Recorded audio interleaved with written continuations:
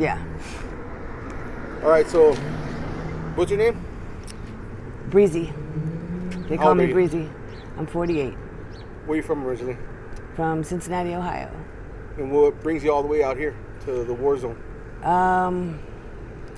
I came back out here to New Mexico fleeing a domestic violence and ended up staying, as most people do. So you're not from here originally? No. But I lived here a long time lived ago. here before? Yeah, a long time ago, like 20 years ago. And what's your current situation? I'm currently in an apartment now, but I was homeless out here in the war zone, as well as another state too. How's it like being homeless out here? It is savage. Yeah, it's very hard. It's there's a lot you have to learn to survive, for sure. And a lot of people, they end up kind of losing their minds a little bit. Yeah. Yeah. There's a lot of mental illness out here? A lot. It's an alarming amount. Yeah. Yeah. My mother was the nurse manager at UNM Psych, and so she knew a lot about it too. It's just getting worse. Yeah. I don't know what they're doing. They're not doing anything about it, so it's just kind of I feel like it's kind of a purge. Yeah. What do you think they can do to make it better? Well, I mean, out here, they're not really trying to, I know a little bit about politics and stuff, and they're not really trying to help people. If you, it's very difficult. I've never seen anything like it, like any other state, and I think they're,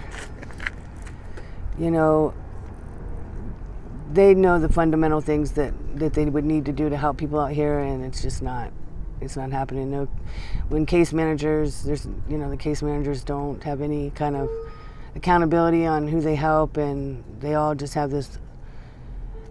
The community in a whole has a very, very bad opinion of homeless people, and I get it because a lot of them have done a lot to destroy, the city and dismantle it, and it's homeless against the rest of society out here.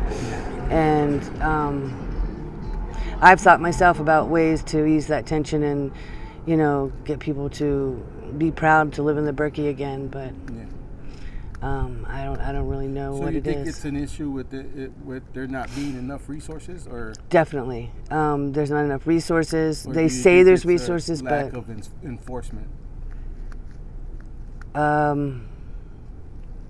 I think it's both. I think it's lack of resources, and when you're looking for resources, you kind of they send you in a circle. If somebody can't help you, then they say, "Oh, I can't." That's it. Nobody seems to really want to help people. It's very like dead end, and I tell people a lot, when you're trying to get housing, you have to keep up with it. A lot of people, they don't want to be housed. They want to just roam free and do whatever they want to do, which is, you can't live in society and not be accountable for things. Yeah. So, and then as far as enforcement, the way the laws are, it's a catch and release state, so you get in trouble, you go to jail and get released, no matter what it is, even murder. And so, Even murder? Yeah, there's been people released, and released on an ankle bracelet. Yep. And then, what do you know? They do it again. Yeah, that's not going to deter anyone from No. And then, reoffending. yeah, and all the retail crime that went on, and still going on, like. How is it here? Like, is it like California, where you, like, as long as you're under $1,000, like, they won't take you to jail, or? No.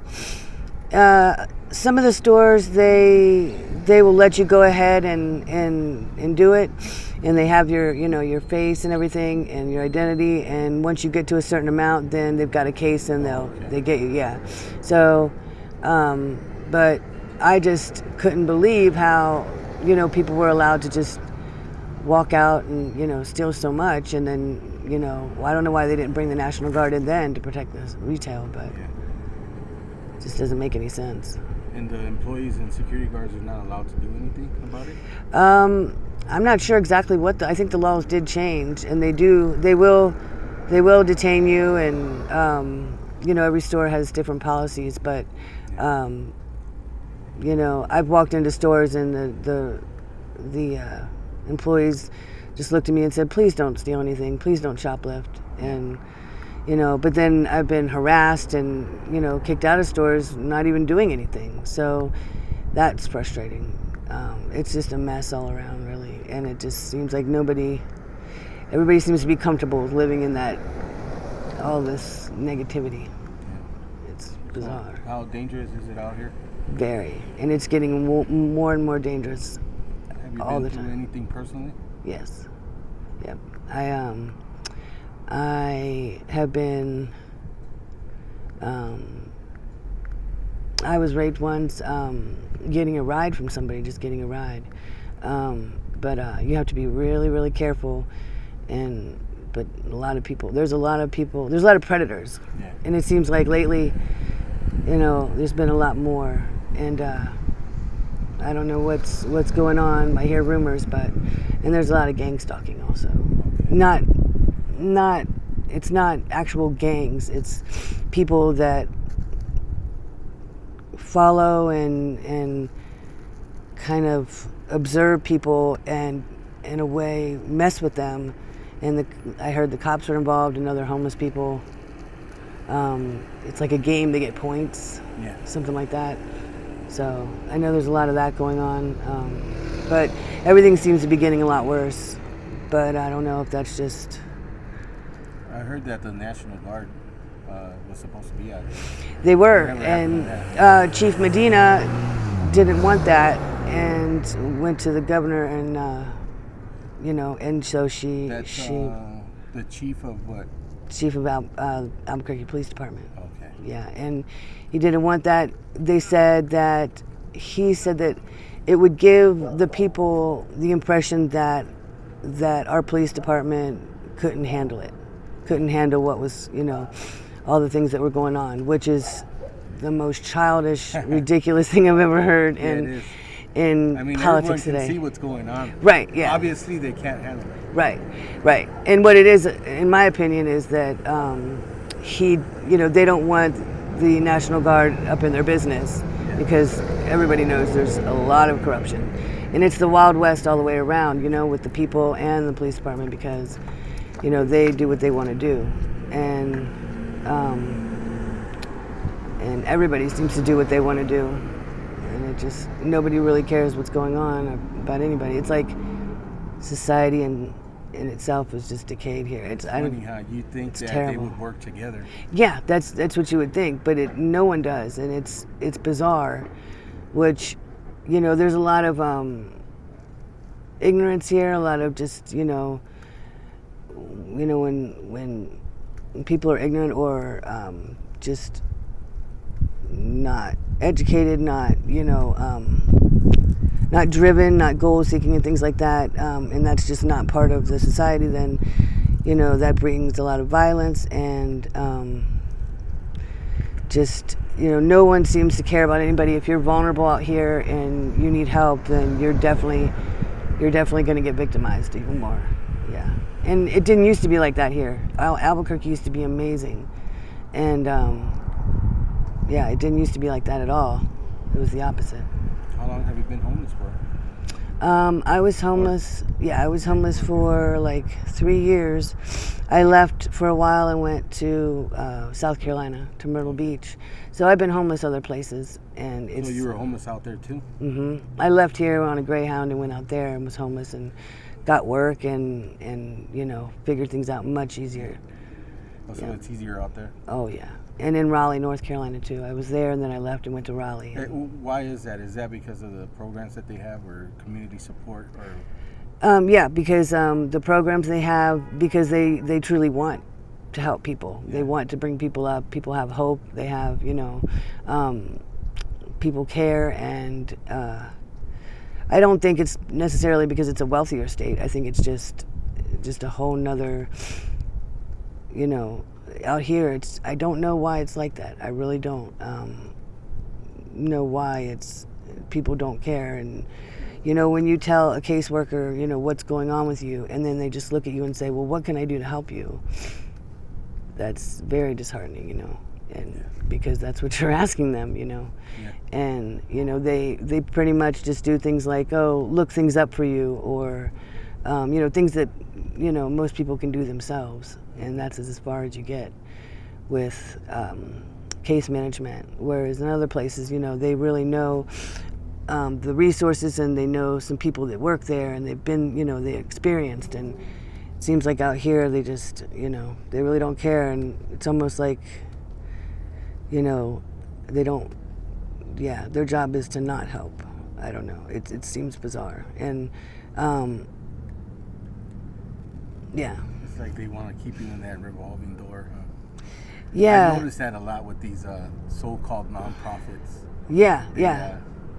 They do the bare minimum. Yep. And there's been a lot of nonprofits that were set up and money was given to them, and what do you know? They never even moved into the office, and all the numbers are off, and everything's all, you know, and they're just MIA, which, in my opinion, I feel like Mayor Keller has a lot to do with that, because there's a lot of things that he's preached about and talked about, and, you know, been excited about, but it wasn't like he said at all. Do they have like harm reduction program out here, like in other states? Like what? Like where they go out and they give like a goodie needles bag and stuff. With, yeah. Yeah, they do actually. That's one thing that is good. There's a needle exchange that comes on Friday. You can get needles, condoms, all those things, but they have like a trailer, and you can see a nurse practitioner. You can get a prescription for Suboxone or whatever, and you can, or antibiotics. Sometimes they have antibiotics right then and there. So that's good, and wound care and stuff like that. Do you think like giving out utensils and stuff like that, is that enabling people or not?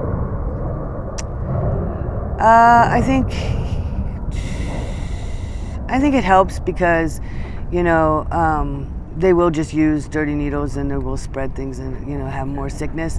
The problem here too is the hospitals.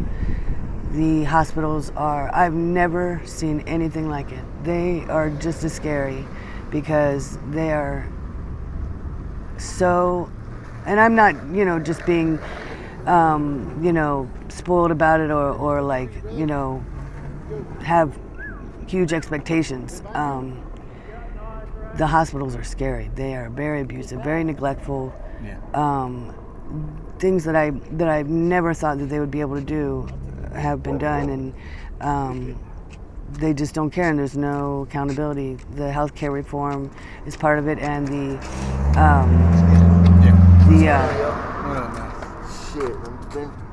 malpractice insurance.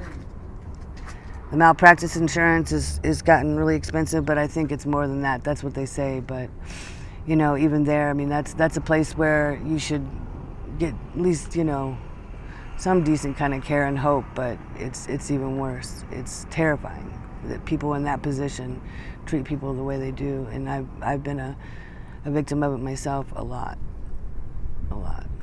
You were telling me earlier about your life before ending up out here. Yeah, before I was married, and we had a nice, beautiful home and our children, and I never in my life knew anything about being homeless or hard drugs, really, even. How old were you then?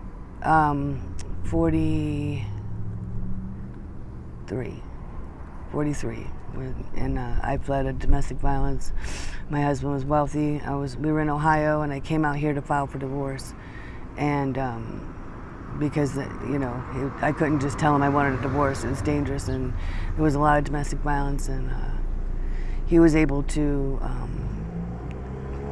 get away with a lot of things where now it's to the point where the case has to go to the Department of Justice.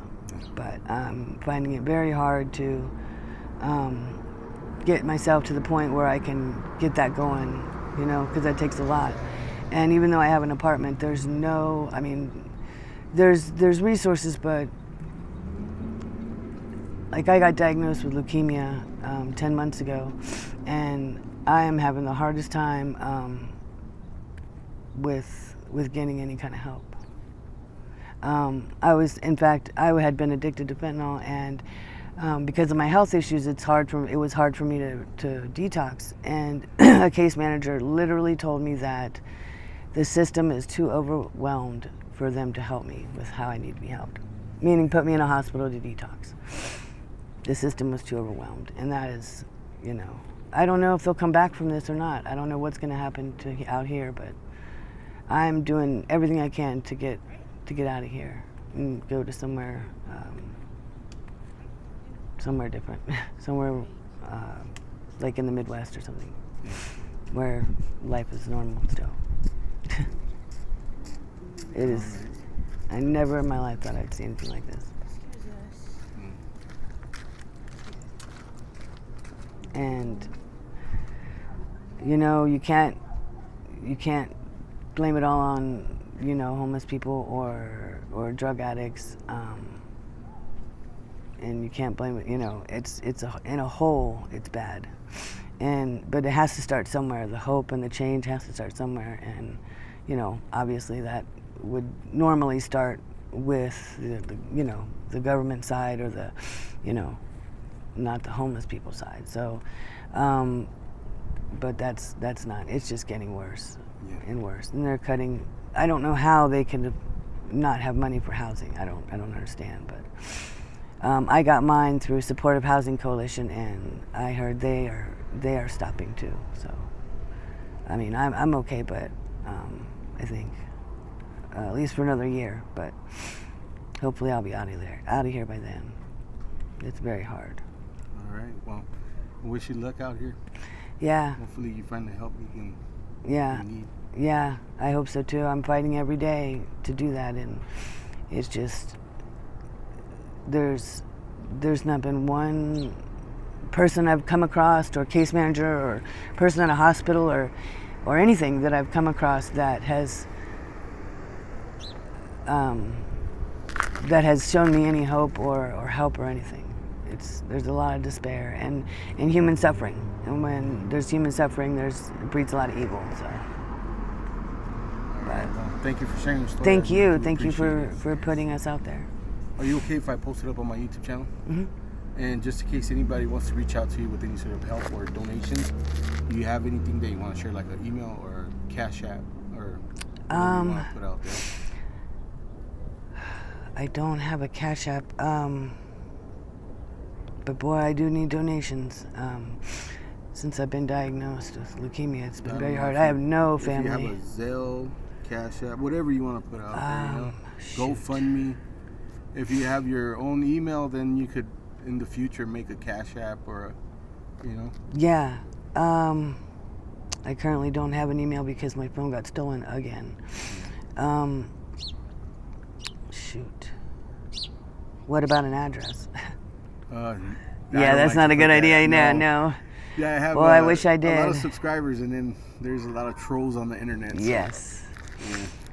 Yeah. But if anything, I'll give you my contact, and then if you do make a Cash App or something like that, just let me have it, and I'll post it up on your video. Okay, yeah, I can go and do that today. Make one. Okay. Okay. All right. Well, thank you. Thank you very much.